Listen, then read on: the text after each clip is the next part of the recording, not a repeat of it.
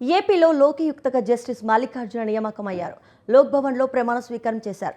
లోకయుక్త ప్రమాణ స్వీకారానికి సీఎం చంద్రబాబు హాజరయ్యారు. జస్టిస్ తల్లప్రగడ మల్లికార్జునరావు 1964 జనవరి 19న ఉమ్మడి తూర్పుగోదావరి జిల్లా పుల్లెట్కూరులో వ్యవసాయ కుటుంబంలో జన్మించారు.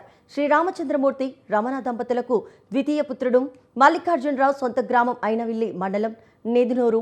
అక్కడే 10వ తరగతి వరకు చదివారు. అమలాపురంలో బీఎస్సీ అభ్యసించారు. రాజమహేంద్రవరంలోని జీఎస్కేంలో న్యాయ కళాశాలలో న్యాయశాస్త్రం చదివారు. 1988లో న్యాయవాదిగా నమోదు చేసుకున్నారు.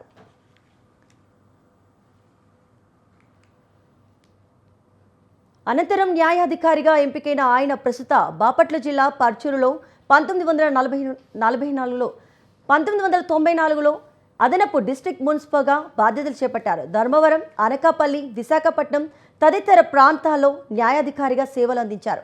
2007లో సీనియర్ సివిల్ జడ్జిగా, 2015లో జిల్లా జడ్జిగా పదోన్నతి పొంది మచిలీపట్నం, ఏలూరులో పనిచేశారు. 2022 ఆగస్టు 4న ఏపీ హైకోర్టు అదనపు న్యాయమూర్తిగా బాధ్యతలు చేపట్టారు. 2024 మార్చి 14న శాశ్వత న్యాయమూర్తిగా నియమితులై ప్రమాణం చేశారు. ఏడాది జనవరి 18న పదవి విరమణ చేశారు. Having been appointed Lokayukta for the state of Andhra Pradesh, do swear in the name of God that I will bear true faith and allegiance to the Constitution of India as by law established, that I will uphold the sovereignty and integrity of India, that I will duly and faithfully and to the best of my ability, knowledge and judgment